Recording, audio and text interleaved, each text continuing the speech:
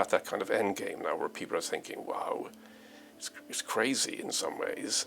And I think younger people are recognizing this is like really not a great situation to be growing up in, and to, because you're just sort of part of some kind of machine. It doesn't matter who's in power, the same stuff happens.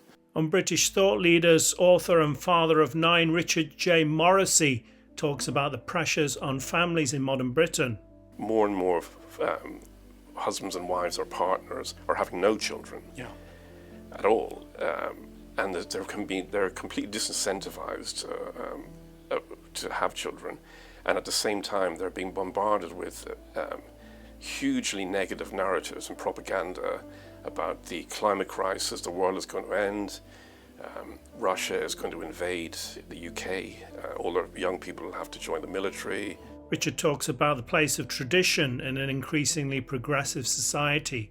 You have to allow people to be honest about it, liking something traditional or, in inverted commas, old-fashioned or regressive even, because that's what they want to do. That's how they feel is best for them and their children and their family. And it's ultimately good for the country as well, because it does lead to a more stable and better outcomes.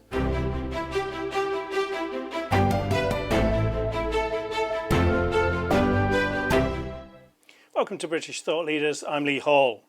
Today I'm sitting down with author Richard J. Morrissey. Richard, welcome to the show. Thanks for having me, Lee.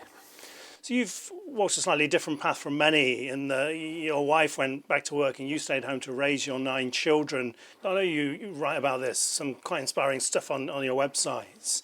And can you talk us through what were kind of the key things you've learned from this experience?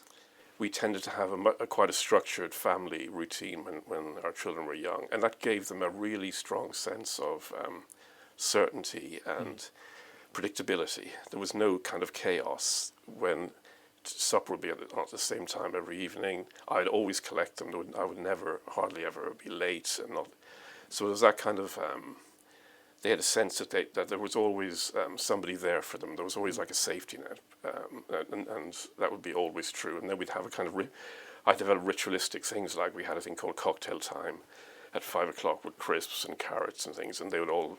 I'd call up cocktail, and they'd all come down from doing their homework and sit around a sort of lazy Susan and have that, and it became a kind of ritual.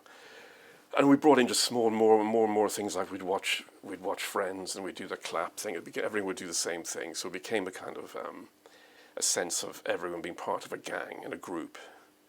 And I think that was a very useful and valuable thing. I think they would probably agree themselves, say, to grow up in a sense of there's always somebody around.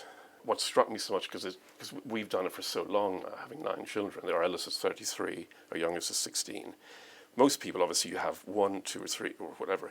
It goes so fast, so it's not like these things are forever. And for most people, kind of think you have to give up everything, and your children take over your whole life. But to some extent, that's true. But it's for a very short time. And these days, people thankfully, and most of us live a lot longer. We can have multiple kind of careers and career changes. And if people actually look at life and their sort of opportunities like that, this is like one part of my life, and the next part can be something different. And when you're doing that, then you can obviously do being a parent, particularly of smaller children. You realize, even though it seems it can be difficult, and some people might think it's boring, it's not. I didn't find it like that, and I knew that there'll be other things I can do. I thought we wouldn't have 9, so it has gone on longer than I had anticipated. But at the same time, I think it's crucial to see it in that sort of context of a full life, and the difference you can make to a child, particularly when they're very young, because when they're older, it's much more difficult to have an impact on somebody who's 15 if they've struggled and have had huge problems up until then. I think it's hard to sort of change the ship, as it were. So when they're very young is when they really need to have that kind of attention. In the kind of, if we think back to, say, the post-war time, a family had quite a different status to what it does now. What impact do you think that has, the status of family in the modern world? I think it's transformed. It's part of the huge transformation post-war. I think a lot of it probably stemmed from a number of things: contraception, abortion, the push for feminism, the liberation of women effectively made the sense of the whole nature of the relationships between men and women changed. And there was a sense that a woman could do whatever, or would certainly felt she was being certainly told that she should be doing what other men were doing. And at the same time, you had a kind of increasing globalization of financial markets in the world, whereby capital wanted to have productive people, effectively, so everybody ideally working. Yeah. So there were huge pressures on a family. You also then had, even after the war, even though we supposedly won the war, we actually, what came in was a kind of sort of quasi-communist social democracy, a sort of progressive ethos won effectively in the end. And irrespective of people being conservatives or Labour or Lib Dems or whatever, including in Europe as well, the whole sort of backdrop and ethos was very much a kind of progressive. There were differences at the margins, and we're seeing this play out now, where all of a sudden the parties are waking up to the fact that they're, people are saying it's a uniparty, and it's very similar across the West. I think that added to the kind of sense that there was massive political, cultural, and economic pressure on families to, be part of the productive economy. And at the same time, there was also, I suspect, a recognition after the war, that people who were pushing the family and tradition were the kind of people who were potentially trouble, like pre-war trouble, and they wanted to actually make sure that didn't happen again. So there's a lot of pressure to push against traditional values, traditional families, communities, and ultimately nation states. So we had the EU. Nationalism in Europe was seen as a completely dangerous thing, and all the West. So that whole thing, the whole society bought into that. So it's all kind of tied in. We end up where we are. Everything then becomes like a sense of everything has to be the same. So you get to the end of that where you have no genders, or you have 56 genders, because we're all just replaceable and transferable. And we're at that kind of end game now where people are thinking, wow, it's crazy in some ways. And I think younger people are recognizing this is like really not a great situation to be growing up in, and because you're just sort of part of some kind of machine. It doesn't matter who's in power, the same stuff happens. And I think there's been an awakening, which is what we're seeing now. So you have to do something yourself, is what I'm saying, and you can't depend on the politicians, whatever, to do things, because at the moment that's not going to happen.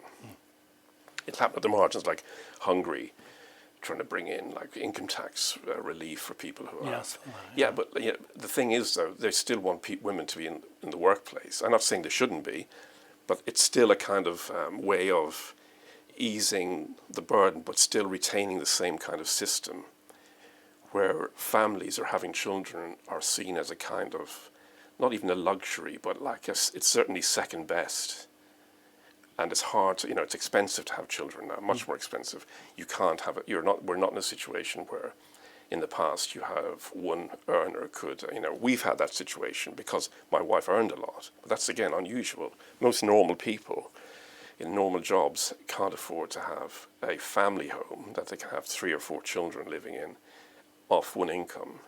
So do you think, almost as a society, we need to kind of get back to lauding people having children and having families and Absolutely. making that a priority? No, I do. If we have much more stable families, we will tend to have a more stable society. We will tend to have better outcomes for people in terms of mental health and all the stuff that costs a fortune. What we're trying to do is fix the symptoms rather than deal with the cause. And no one wants to deal with the kind of cause of the societal breakdown. They're always talking about single fathers or single mothers and fathers leaving. But there's a reason why that happens. There's a reason why people, like for example with the birth rate, one of the stats I was looking at, that it isn't so much that people are having fewer children, it's that more and more husbands and wives or partners are having no children at all. And that they're completely disincentivized to have children, and at the same time they're being bombarded with hugely negative narratives and propaganda about the climate crisis, the world is going to end, Russia is going to invade the UK. All the young people will have to join the military. You name it. COVID. There's going to be another pandemic. Like, so people are thinking, why do I want to bring a child into this Just going to overlay them with scenario? doom. And that's hugely then exacerbated or accelerated by social media, where weird anomalous events become like something that actually could happen to you, when in fact it's completely statistically nonsense. It's not going to happen to you usually. So everything is like a high pitch, and it's very difficult for people. I think it's hard. I understand why people, and they leave it later. And obviously for a woman has a window of opportunity in terms of having a family. And then you can see when you start work and you put off having a child, it becomes harder and harder to do that. And then there are fertility issues potentially as well. So that creates a huge tension. And they're being told that you need to get your feet under the table and build your career first, and yada yada yada. And then it's like, then when it comes to it, you think like, I don't know, this life is good now. Why make it difficult? Quite a few people have said to me they're concerned about having children because they don't really know whether they can bring them up as a decent person in this kind of tumultuous world. What would you say to them? Well, I think I don't believe that's true. But it requires hard work. You have to have bandwidth. So if you're like I was lucky to have that kind of bandwidth where I could spend time thinking about stuff and also talking to my children, doing things which I knew would actually help them, say, intellectually or whatever. Not as a kind of helicopter weird person trying to make them geniuses or anything, but more just to help them understand discernment and how to think about the world and not to necessarily believe narratives, and how to have self-confidence and not listen to people hassling you, or how to live with mistakes, things going wrong, to mirror that yourself when you mess up, to show them that actually you're not devastated and falling apart. So it's a relationship, and that requires energy and understanding on the part of the parent, which isn't necessarily easy. What's your kind of approach to social media? Do you see it as a good or a bad? I personally love social media. So I wrote something last year about there's been a huge push against children on social media. Australia banned it, didn't they? Yeah, I think Jonathan Hyatt and lots of people, and there are a lot of people here, Miriam Cates and whatever. But I wrote a piece saying why I like my children using social media. But I was coming from the point of view of that leading up to all of the social media, I had the sort of conversations and do all the time with my children, whereby they're kind of educated to have a sense of perspective about all of these things, where I can actually pretty much trust them in their use of it, and I don't need to be looking over their shoulder and thinking, oh my God, they're going to get sucked into all this kind of melodrama. A lot of the problems with social media is not the media itself. So, for example, a lot of young people might go on it and use it and set up friendship groups on social media in the absence of advice and guidance and having a proper family life. They're going somewhere else for that community, which they find absent, or they're allowed to do that. But I'm pro phones not being used in schools and children being on phones. I think that's distracting. But again, with some schools that's complicated because they're using iPads and stuff in the classroom, and then you're saying you can't use your phone. So children see that, and I also think when you ban everything, young people are smart. They know they have get-arounds and workarounds. They know what to do, and I want things transparent. I want to know what they're doing, not in a sort of creepy, I want to know who you are, tracking you, but more that if there's an issue, I want to know about it. I don't want them hiding things from me. Also, if it's banned, it becomes a bit more enticing. Of course, yeah, like everything, exactly. So it's a nuanced thing. I think one needs to not go crazy and ban stuff, but at the same time, again, it goes back to trying to teach your children and your family to be mature and to have a sense. They'll all make mistakes and stuff, but to actually build the confidence that they're not going to go madly astray because of social media and get completely distracted or get involved with creepy people and crazies. And also there are children who are very shy and find it difficult, for example, to have relationships at schools, or they may have been bullied and things like that. And so they often find groups with similar interests on social media, and it can be valuable for them. And it goes the other way. You get bullying on social media too. So it's like it's a mixed bag. But I think it's just crucial that children learn how to use it properly and its value. And I'm keen for them to create on it and to make videos and to do things with it, because it's fantastic. And it's going to be absolutely part of their future. Yeah. Undoubtedly, with AI and everything else. You have to know how to do it. Use it, not sort of hide it away. So this idea of banning things is kind of part of this like safetyism, this idea that we shield our children from any kind of risk or even anything that might make them feel a bit uncomfortable. What are your thoughts on that, and what effect will it have when they're adults if they've been brought up like that? I think it's detrimental. Our world, as we were speaking about earlier, is, like it or not, it's uncertain.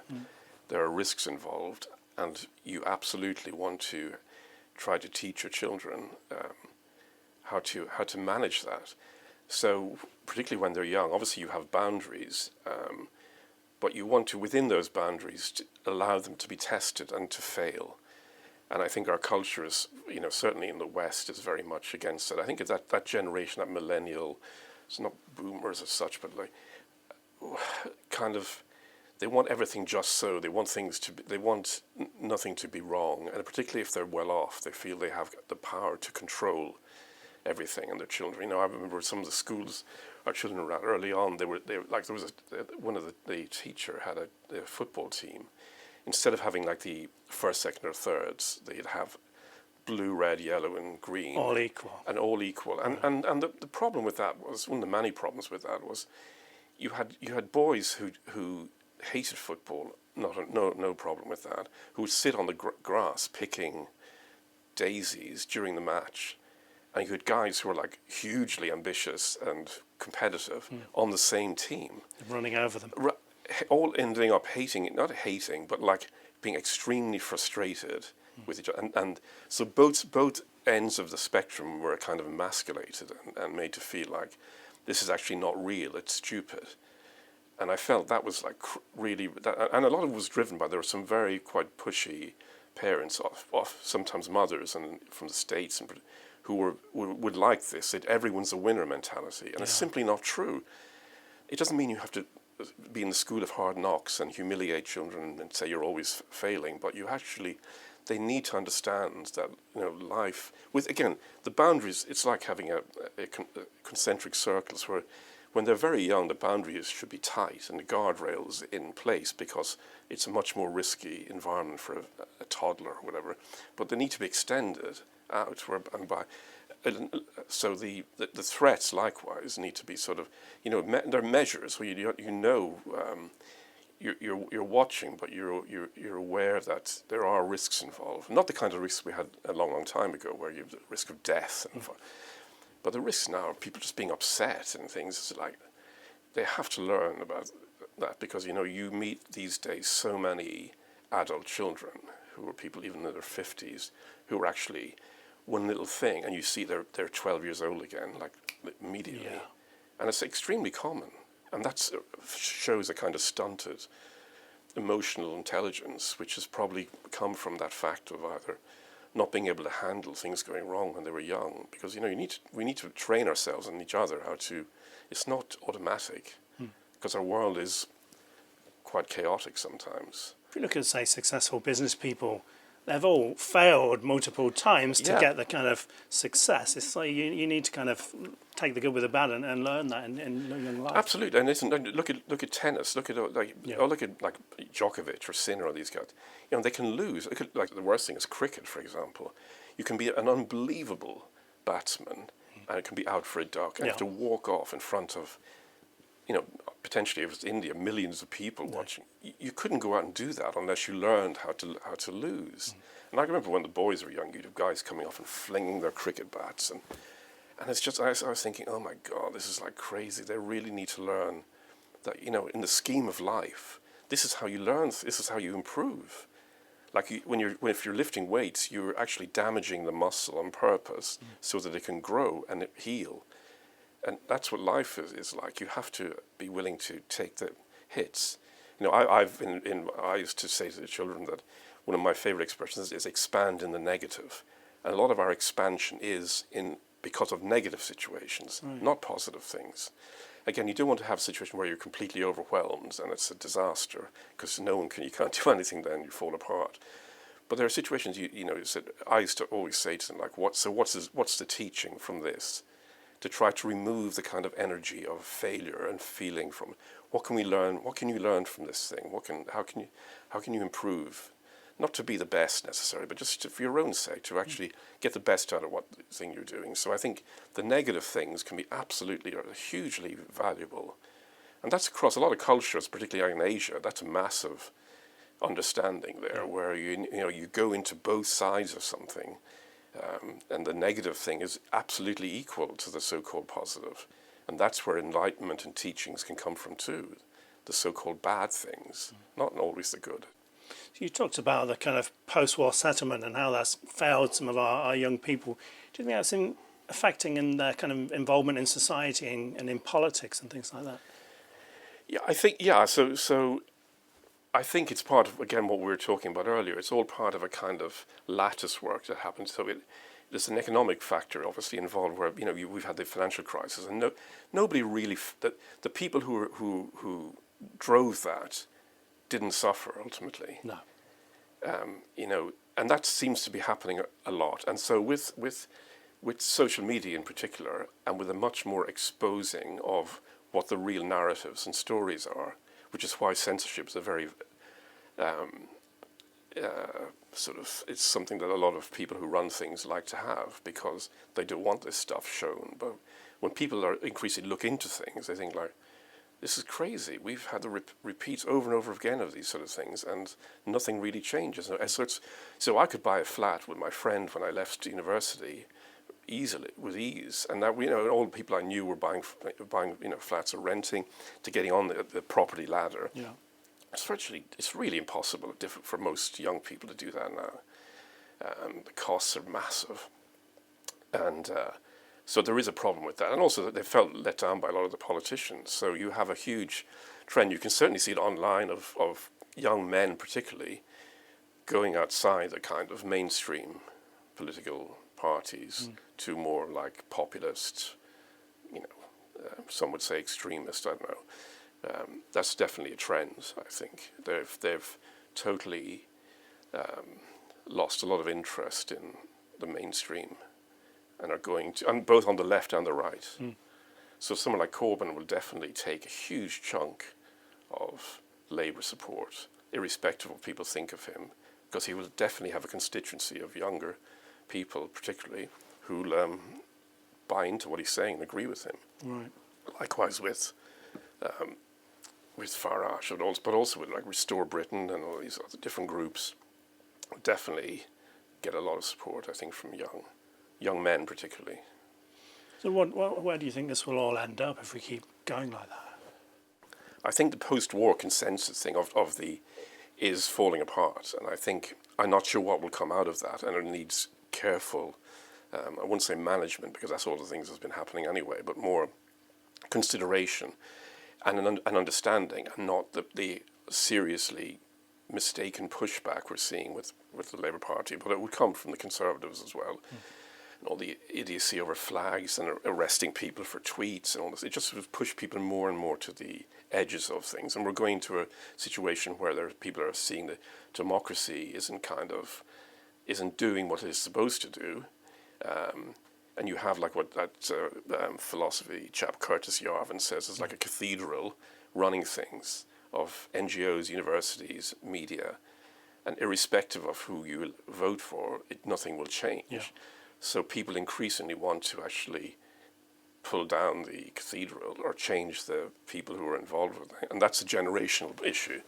I think that will require a lot of time, and to do what the progressive left did, and to do the same kind of thing of go into the institutions and get people involved.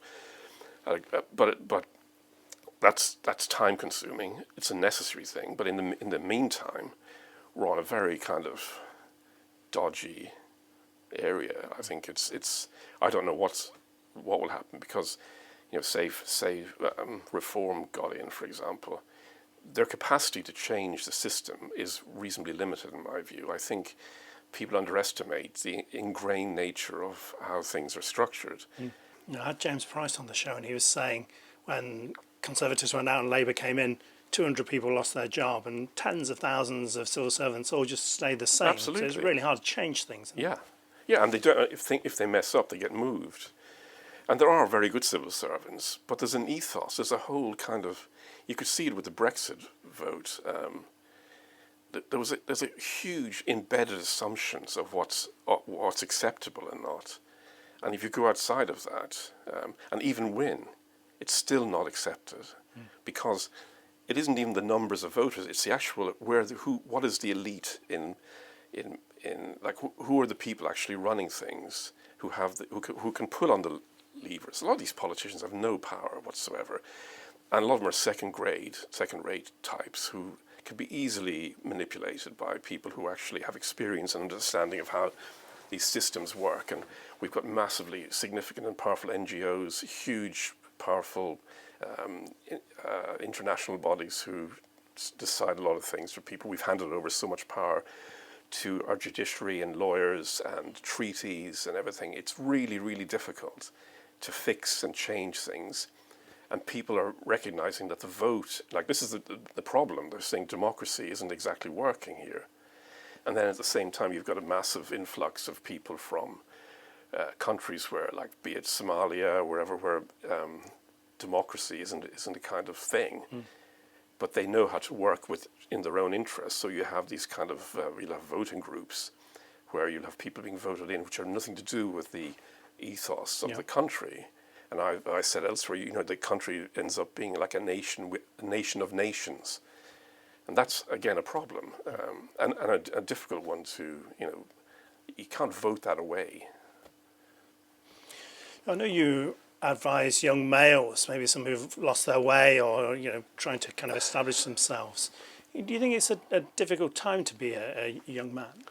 I don't formally advise people, but I've done a lot over the years in the past, so it's like an informal thing. I think it is difficult because, again, as we mentioned earlier, there has been a kind of a sea change in the culture in Western Europe and in the US, where you have a much more feminized institutions and society because of how things change in terms of the structure of families and male-female relationships, and a lot of the institutions. So, for example, HR departments are 80 to 90% female. Primary schools, 86% of the teachers are women, and in secondary schools, I think it's 68%. Now, that's not saying that's a bad thing, but men, like women, likewise, girls, boys I believe, need to grow up with a experience of having male role models and male teachers and male people who will set them straight. Like even like in the animal kingdom with elephants, for example. Like the herd is usually run by a matriarchal elephant, but they're like, because they have all the children, and not all the children, but like the females, but there's a male subherds run by older elephants, and they teach the young guys what to do and keep them in check. And it's you can even see videos of this, and they'll go and like tell them off and show them where the boundaries are, and that's kind of missing as well, because again we've breakdown in family life, so we do have. There isn't that kind of parental relationship there used to be, and so younger people become kind of atomized and separate from a traditional relationship, and then they get sucked into other identity groups in social media, and they lose track of who they don't really know who they are. So, and a lot of the jobs as well have been removed. A lot of the traditional male role jobs have been taken away because of deindustrialization. All the liberation of Margaret Thatcher obviously changed a lot for the worse for a lot of men as well, in terms of, despite what the problems were at the time with the coal industry, a lot of generational jobs came in that industry, and they were all just taken away. And so, and then there's a lot of kind of all the stuff about toxic masculinity, the patriarchy. You're constantly listening to all this stuff at university and schools and the HR departments, and you kind of think like, am I just some sort of like I'm the bad guy? and I've done nothing wrong necessarily. So then often people then, oh sure, I will be the bad guy then. I may as well be because you think badly of me anyway. So I think it is a problem. There is a young men's problem, and there's a huge suicide problem, and it's like in mental health. I don't understand massively negative because I think we can sort some of these things out, but we need to be honest about why they've happened. This prioritising of feminine strengths, what impact does it have? Well, we need to recognise it first, and we need to say there are lots of women who love being like doing the kind of like, the role model woman you see in the magazines and stuff. That's a small number of people. Not every. The more I've met a lot of mothers over the years because of my anomalous role, and not like a lot of them don't want to do that, but they feel under pressure that they have to. They feel guilty about not going back to work when they've had children. They don't really. It's not just boys who have problems, but no one kind of knows what their roles are anymore because it's all been thrown up in the air or being told everything is the same, and people just don't in their gut or in their hearts feel like that necessarily. They don't necessarily want to feel the pressure of having to do that. They want to do something different. And there are men who want to have more involvement in families and don't want to be Mr. Tough Guy all the time. They want to actually they're on a, they'd rather, they're more, involved with their family. And that's a good thing. And you see much more of that now than when I first had a family. I think that's a positive.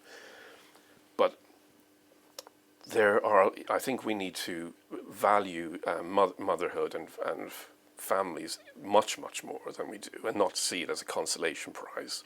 You have to allow people to be honest about it, liking something traditional or, in inverted commas, old-fashioned or regressive even, because that's what they want to do. That's how they feel is best for them and their children and their family. And it's ultimately good for the country as well, because it does lead to a more stable and better outcomes. And there's so much data to show that, when you have stable families or better, you want to come from that. And it even reduces in a cynical way all the costs that the state has to endure for all the breakdowns and disasters that are happening. So how can young men become more resilient and become a kind of authentic character in today's world? Well, they do unfortunately have to do work. They have to work at it, and ideally they need to be helped to do that by either their own fathers or uncles or other men.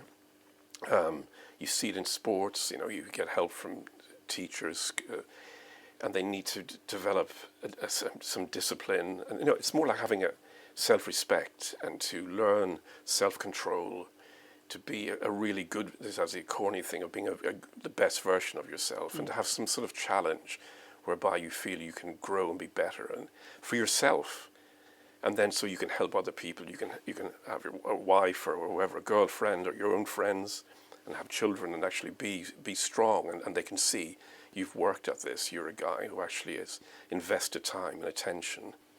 What about role models? How important are they, especially for young men? And what about there's quite a few negative role models out there now? Yeah, they are. As I said, like even just now, I think it's there are good role models. There are good teachers and good parents and good male guys, and there are some great athletes, I think, and there are negative guys. But like I'm not kind of black and white about this, because so there are people who might be seen as toxic or dangerous. And it's maybe easy for me to say, because I believe I have some discernment, so I can take some good out of something that's overall like would be seen as not great or controversial, and be able to use that, because I'm not going to go become a bad guy myself, and I wouldn't think my children are. But I think that's not that's not true for everybody. So you're saying that everyone has something we can learn from? I do think that, but it depends on if you have the capacity to learn from that, or else if you're a weak guy, you can get sucked into all this nonsense about fast cars and women and just thinking smoking cigars and whatever is the way to go. It can become very superficial and very it becomes like a war of the sexes and anti women. I think that's not necessarily it isn't the way. It's not the right thing to do. I think you need to build up your own authority and strength, and and also, you know, have compassion, see the problems we all have. That, you know, to build a proper family, you need to have respect for each other, and you need to. A woman is not a chattel, but vice versa. I think, you know, a lot of women should also show respect for men and say they're trying their best quite often, and it's a tough world, and not feel you can. These guys are useless, and it's you know, that's not really the right approach either. You know, it's not always the men are being the bad guys. Richard J. Morrissey, thanks for joining us. You're welcome. Thank you.